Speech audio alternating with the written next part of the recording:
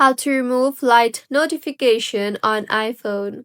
Hello everyone, I am Vishaka and welcome to our channel. Now let's get right into the tutorial.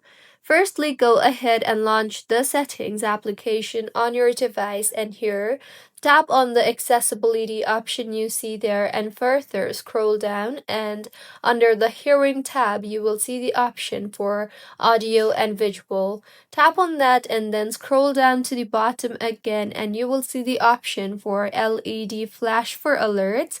So tap on that and then go ahead and toggle off the toggle button for LED flash for alerts, and also you can toggle off the toggle button for flash while unlocked and flash in silent mode. And with this, every time your phone rings, your iPhone will no longer flash the light for calls, texts, or notifications. So this is how you can remove light notification on iPhone. If you find this tutorial helpful, please like the video and do comment if you have any queries.